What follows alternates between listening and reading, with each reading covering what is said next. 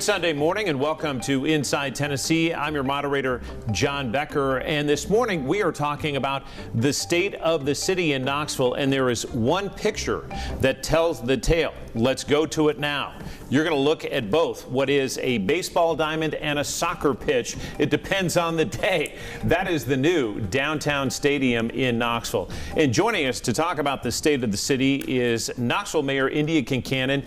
You just gave the address on Friday about the state of the city, and we're going to break that down for our viewers. Good morning and welcome. Good morning. Glad to be here. So you've thrown out the first pitch, the first kick. That's right. How excited are you about this addition to our city? I mean, it was so great to have the state of the city there because I just walk in that facility and it makes me smile because Knoxville can do big things when we work together as a team. And everyone who is in there attending events, seeing for their own eyes that from a blighted vacant place to a beautiful open public facility, just a lot of happy people there. Some people pinching themselves, some people walking down memory lane from when they used to go to Bill Myers Stadium to what it's like now.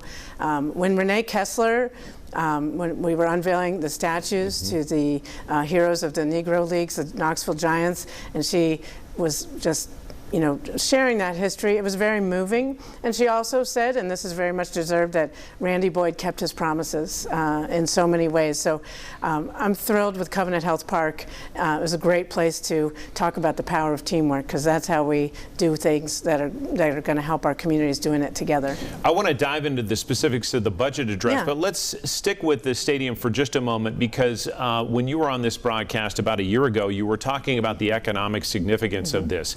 How will you measure the success of this stadium in terms of economic progress? Well, we're going to measure it in jobs, and there's been hundreds of new jobs created, and not just for construction, but ongoing through the summer. And it's a lot of people from all over, but particularly for young people in East Knoxville, which was a commitment that we made and that the Urban League and other partners have helped us fulfill that commitment. We can also measure it in property tax revenues. We've already seen that this stadium has catalyzed not just the developments right within the stadium, Yardley Flats and the Delaney building, but all around it. People are like, oh, well, the city has put in this great amenity, the city and the county and Boyd Sports, a great partnership. So I'm going to invest and build a new hotel, build more housing, and it also complements our investment that we began even before the stadium was ever considered, with 400 plus new affordable homes just on the east side of Third Base and First Creek at Austin. So there's a lot of ways to measure the economic benefits, and we're already seeing that. I think it's going to be even better than we expected. And just to put a bow on that, do you think in the long run it will be equal, if not far above, what the convention center did in terms of bringing revenue into the city? Well, I think they're different projects. I mean, the convention center is often considered like a loss leader, like you put in those the money to bring the conventions in, and the benefits come, and the hotel stays, and the restaurant visits, and all the retail and hospitality industry. So I don't know if that's an apples to apples comparison, but those decisions were made. I'm glad we have a convention center. People were sad that Knoxville left baseball. I mean, baseball left Knoxville for 25 years, but now we've brought baseball back, and we're so glad to have the Knoxville Smokies and One Knox Soccer right here in the heart of downtown. Any other thoughts that you think people should keep in mind in terms of this stadium? One we've heard a lot of talk about is parking. You addressed that before, but let's address that one more time. People saying, hey, is there a place for me to park if I come to the stadium? Well, first there's dozens, I think 75 or 80 ADA parking right next to the stadium. And so for people who have mobility issues, we encourage you to take advantage of that. For everyone else, we invite you to go to our very affordable or free at times downtown parking garages. And I know you and others have parked downtown and walked about 10 or 11 minutes. And so there's also parking on the east side of the stadium, on the north side of the stadium. I think we counted once all the available parking that already existed, and it was like more than the seats in the stadium. So 9,000 versus 7,000 in the stadium. Yeah, I think and we've been having these games the first week of baseball, and I didn't hear about too many issues, and I hope that continues. It's a little bit some change, but I think people will get used to it quickly. One of those issues we heard about are the fireworks. They were all throughout the first week. That's going to be tailored back to just the weekends. Is there any talk you've heard in your work as mayor about that celebration 10 to 15 minutes after the game? Yeah, I've heard, a lot of people who were like, that's a lot. We thought it'd be just one night for opening night, and now it was 5 nights in a row.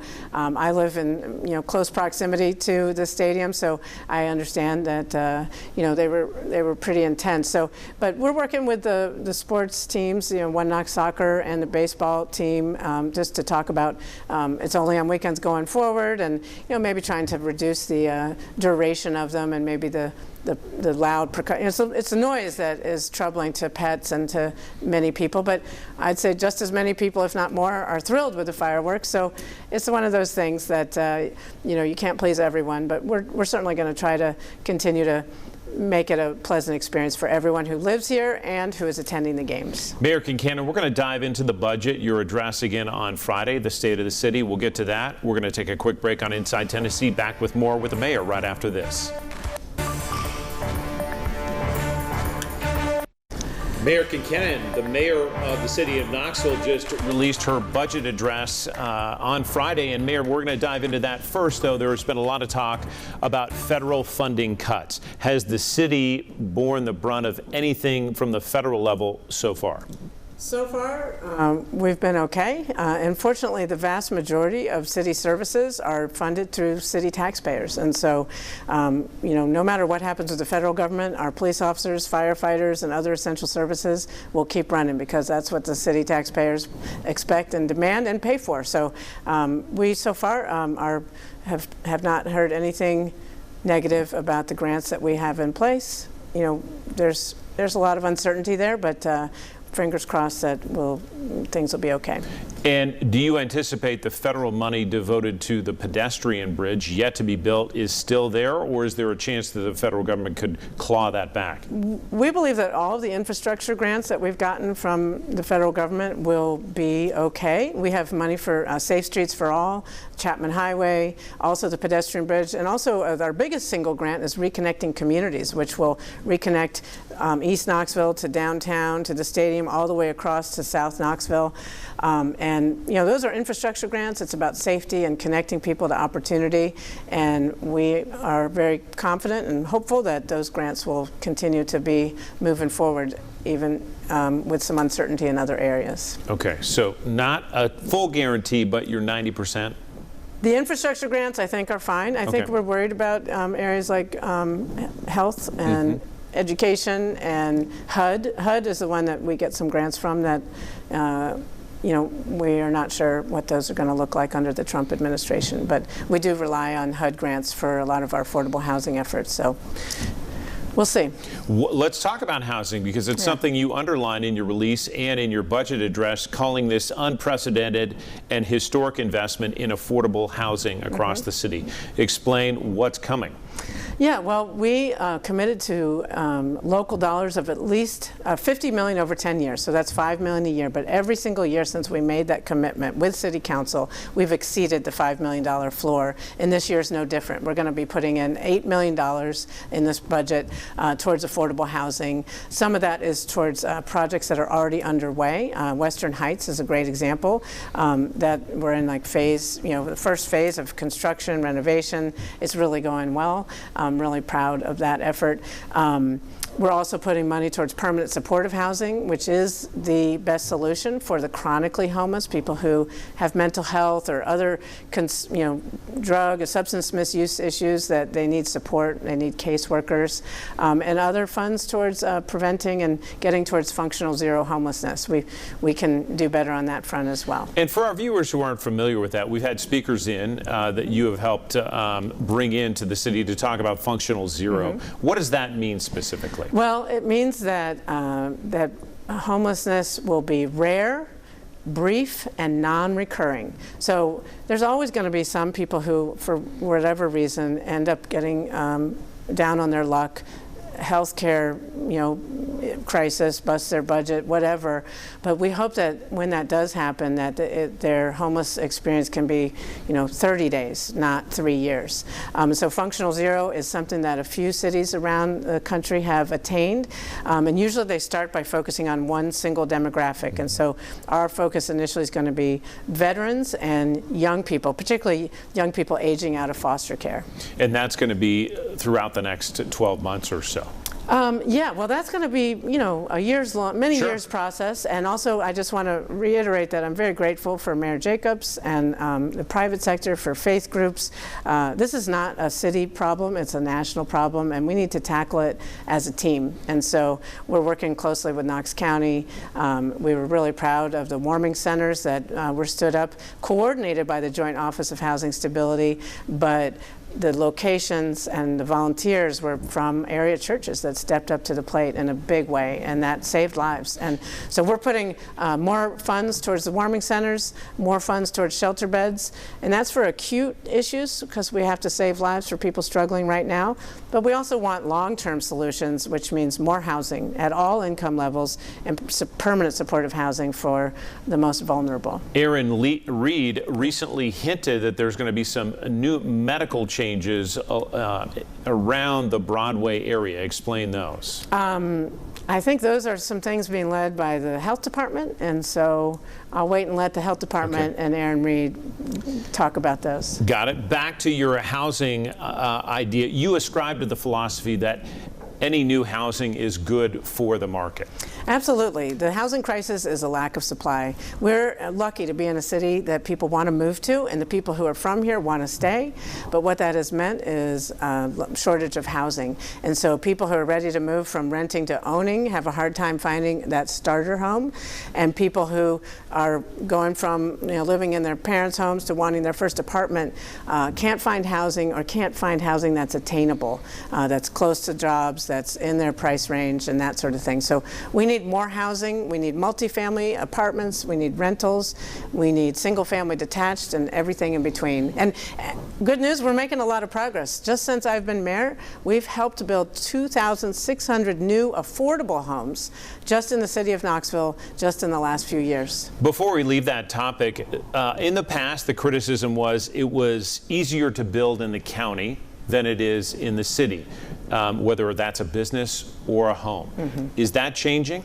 It's absolutely changed. I'm so proud of our partnership with the development community, the construction workers, the realtors. We said, how can we do better? They said, we need our permits to be faster. We need our inspections to be faster, predictable, transparent. So we hired more people. We have been more transparent, the metrics, and we say we'll turn this around in so many days. And now people can look and see where they are in the process. And we've met our metrics and then some. So we turn around things faster than ever, and yet we're still dealing with record-setting number of permits and applications. So if you talk to the development community, they'll say, they won't say that anymore. They'll say it's easier to do business in the city of Knoxville than ever before. And we invite their investment because it brings in jobs and it creates more housing. We're going to talk to the mayor about perhaps the biggest, if not the most important investment, and that is in public safety. That's next, right after this.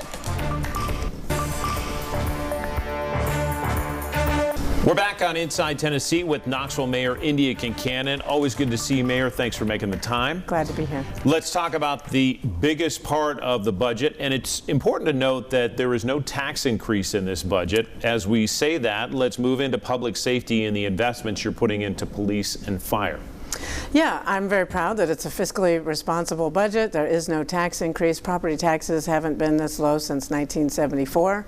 And yet, we aren't shirking on our duties and obligations to the people of Knoxville. So the number one job that we have is to keep the city safe. So our investments in police and fire are really important. I want to give a special shout out to the Knoxville firefighters. They answered 26,000 calls last year, and most of those were medical. So one thing that we wanted to do to reflect those needs in the city is to encourage our firefighters to get advanced medical training. So last year we said, well, if you get an advanced EMT, we'll pay you an additional stipend of $3,500, and if you become a paramedic, which is a lot of extra training and skills, we'll pay you $8,000 extra a year. So luckily, the firefighters responded enthusiastically. Many of them got those advanced certifications and got the extra pay. And so this year's budget includes more money to reflect that more firefighters are getting that advanced medical training. And we also, Chief Sharp and Larry McAfee, who's the president of the Fire Association, the Firefighters Association, said, last year we did a targeted study of police and said, are you under market? We had a big shortage of police officers, and the firefighters said, we want the same kind of study for our needs. So we did that, and I really appreciate Larry McAfee and Stan Sharp for making sure that happened. And this budget includes funds to make sure that our firefighters are up to market, just like our police officers. And so I'm really glad we can do that. And that's just the tip of the iceberg. I mean, we spend a lot of money on our first responders because when you call 911 and because you're having an emergency, you want someone to come fast, and you want, when they get there, that they can save your life or protect you from a criminal. So really grateful for our firefighters and police officers. There's been a lot of conversation about the Real-Time Crime Center and that sort of standing up with some new cameras. In what phase are you with that in terms of making sure that's 100%? Yeah, well, we're developing that steadily and slowly. We don't want to go so fast that we make unforced errors. So we're moving forward on that and hope to get that open and invite members of the public and the media to see how it works as we launch it. But we're not going to rush into it. So I'd say it's at least 5 or 6 months away from being ready to go. And for people who hear new cameras, there's concern about Big Brother. The chief, when he was talking to City Council about it, was very clear that whatever cameras go up will be marked so that people understand this is an area where you may be seen by police. Yes, they're going to be marked. They're going to be known to the public, and also they're not going to be monitored. They're more for after the fact investigatory tools. In a speedy way. Right, a speedy way, and if there's some kind of incident and someone's like there's a chase, the cameras can help us identify where people are going and what kind of resources need to go. It can also help identify someone, hoaxes, calls where people want a response from police or fire and there's no actual incident. So it can be helpful in a lot of different ways. One of the things that we heard some talk about was Turn Up Knox and just the idea of trying to ensure that crime doesn't happen, which is a very difficult thing. How do you prove a negative? How do you prove that you're having an impact on that other than homicides and murders? When you hear or talk to people about that and the efforts to stop crime before it happens, how do you say that's working in the city? Well, violent crime is down considerably for the 3rd year in a row, and that is homicides, but it's also other types of violent crime. So we're doing good work, and that's police, but it's also the community. So Turn Up Knox was doing street violence interruption, and that's an interruption effort. Like if you know someone is a victim of a crime and might try to retaliate, you go in and try to interrupt that.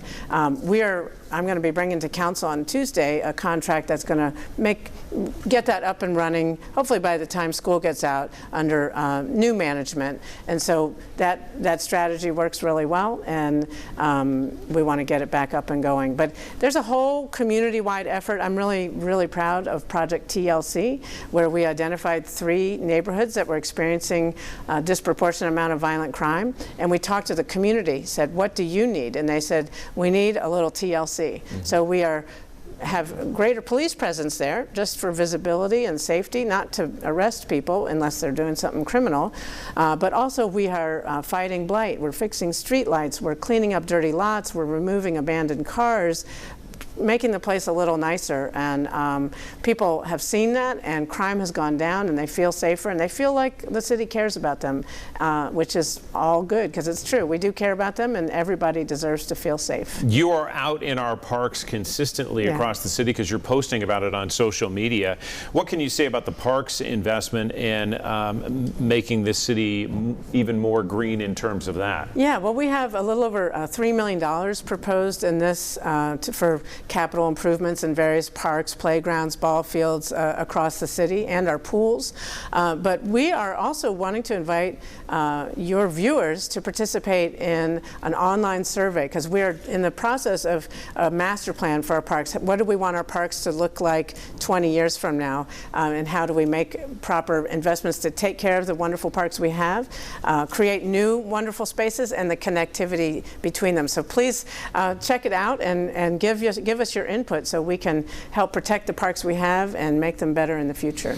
Knoxville's urban wilderness is unique into its own. 60 miles now, I think, of hiking and biking trail on the south side of our community. And there was talk and plans in place actually to turn one part of the South Knoxville Bridge into a connection with dirt and a greenway. Is that still on the board? Yes, that's part of the Reconnecting Communities grant, and we got $42.6 million from the U.S. Department of Transportation. That we're still in the process of putting together all the grant agreements. Federal dollars are really helpful, but they take there is some process added when you get those dollars. So that will connect over the James White Parkway Bridge, but we're moving forward to hopefully opening this calendar year the Urban Forest Gateway at the terminus of James White Parkway, which is going to be just a wonderful way, another way to enter the urban wilderness, playgrounds for kids,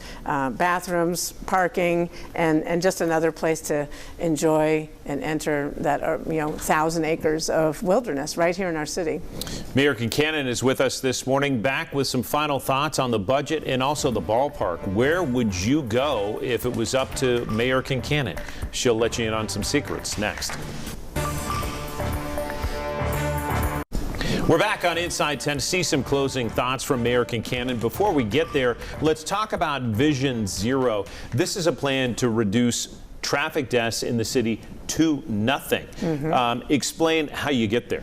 Well, how we get there is by thinking creatively for quick builds. When someone has a crash in an area, we have maybe long-term plans to make improvements there, but we can do things in a matter of days or weeks to improve crosswalks, to add some, things that are vertical barriers that slow people down. Speed is the #1 issue that contributes to serious and fatal crashes. We can reduce and even eliminate traffic deaths in Knoxville if we reduce people's speed and reduce impaired driving. So our Vision Zero plan, we have about $14 million, and that includes paving, it includes traffic calming, which is a way to slow people down, and these quick builds, which even we had a fatal accident on Walker Boulevard right here in North Knoxville not too long ago, and we've already put in some measures to try to slow people down on that street. And if it's a concern, they can reach out to your office. Absolutely. Yeah. Well, before we go, Mayor, I promised you'd reveal some secrets about this new stadium downtown that are some of your favorites. What are your favorite things about it, the features? Well, I love, as you walk in the main entrance over near first base, there's the Knoxville mural on the staircase, and then you look to the right and there's a beautiful mural of the Smoky Mountains. And you can watch the game, but if you want to take a little walk, you can go around the whole concourse. It's 360 degrees. And one of my favorite places on opening night, I was over on the bridge over First Creek. We watched the national anthem and then saw that eagle fly and keep flying, and back looking at everybody having that special moment with the flag. That was pretty cool. I also just love it when the trains go through. The trains blowing their whistle. It's like, this is a special place. This is Knoxville. We have freight trains. We have First Creek. We have this amazing art, a tribute to the Knoxville Giants. That's over by the third base entrance. I think there's things that I haven't even discovered yet that, but I invite everybody to come check it out. And it was so great to have the State of the City there on Friday. Mayor Kincannon, as always, we appreciate your time. Thanks very much for being here. Glad to be here. See you soon. Absolutely. We appreciate you joining us on this Sunday morning. Next week, we'll recap the legislature. A lot happened in Nashville. Tune in for that. We'll see you then.